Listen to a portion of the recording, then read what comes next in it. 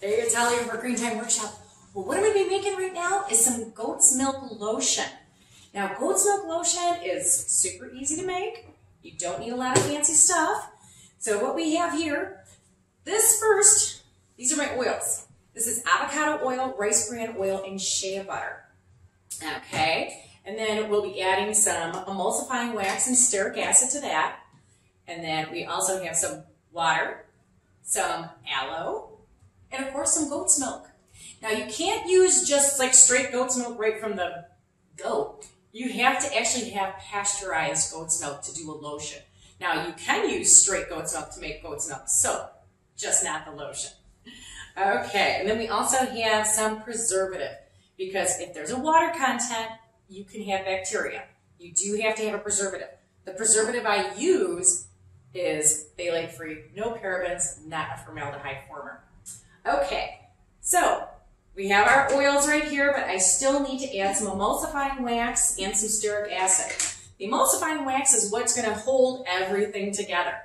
This is a vegetable base emulsifying wax that I'm going to be adding into this. The vegetable it comes from is soybeans. Shocker. Okay, so I'm going to weigh out that. Everything is also always done by weight. Weight is always the same, no matter what. Volume can change, but weight is weight. Okay, and a little stearic acid. This was also a vegetable-based one, and what stearic acid does is it helps to thicken the lotion and give it that good lotion feel. So I'm going to add a little bit of that. It's basically a wax, a plant wax.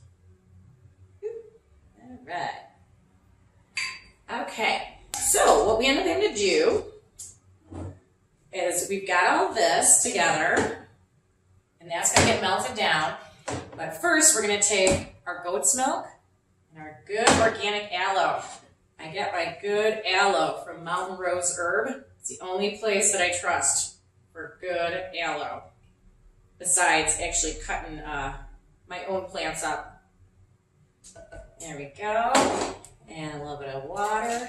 Now what I'm going to do first here is I'm going to heat this up a little bit, because I don't want it to be really cold, which it is right now because I keep my aloe and my goat's milk obviously in the refrigerator. So I need to warm this up. I don't need it ripping hot, but I need it warm. So I'm going to pop this in the microwave.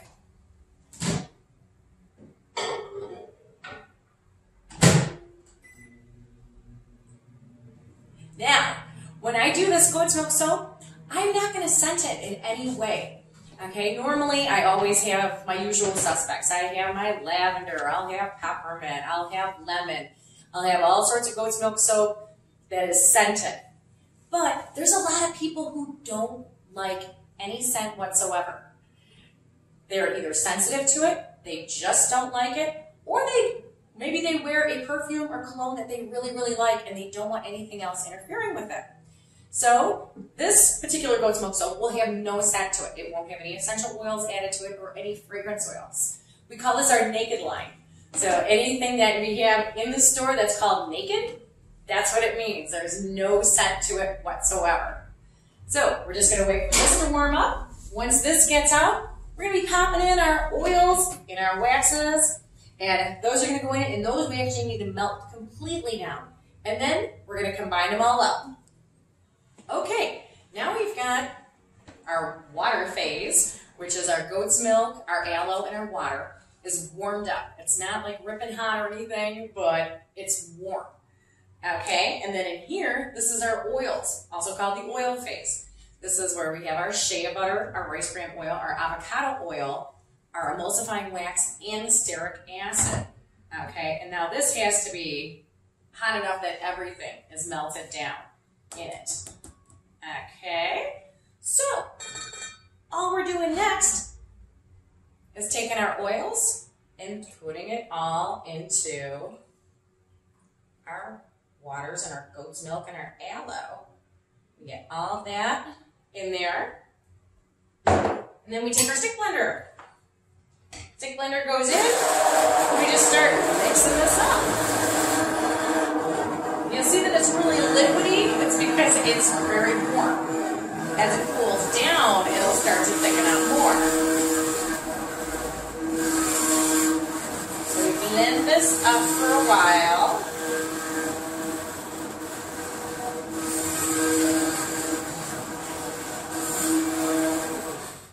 There we go. Now the next thing we're going to do is we're going to put in our preservative. So that's all going to go in. Another reason why we don't want this really, really hot is because you don't want the preservative to go into a lotion that's ripping hot. Otherwise, it's going to be less effective. Okay. Also, if I wanted to scent this one, this is when I would do it. But we're not scenting this one. This one's going to be a naked. So we're going to mix this up for a little bit longer.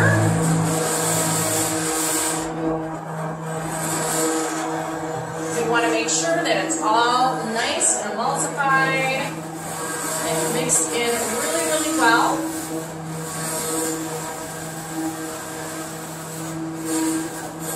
This doesn't take too long. And like I said, it's going to be really liquidy until it cools down, but you don't want to let it cool down too much. If it starts to thicken up too much, you're never going to get it into the bottles.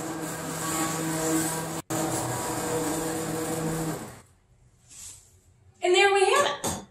This is the Naked Goat's Milk Lotion. Now all I have to do is bottle this up. Now this is something that you can buy in store here in Richmond. You can also get this on our website at greentimeworkshop.com. Also, follow us on Facebook and Instagram, where you'll see other videos. You'll also find out specials that we're having. And there's also a YouTube channel that you can watch other things being made. So check those out. So I'll be bottling up my Naked Goat's Milk Lotion. That'll be ready for sale. And don't forget, you can always get custom orders done. You can just give me a call. Let me know if you want a goat's milk lotion that smells like lemons, that smells like grapes, that has frankincense essential oil, whatever you want. And then we do custom orders here. So come on in, visit us in the store, or check out the website, greentimeworkshop.com. We'll see you soon, and thanks for watching.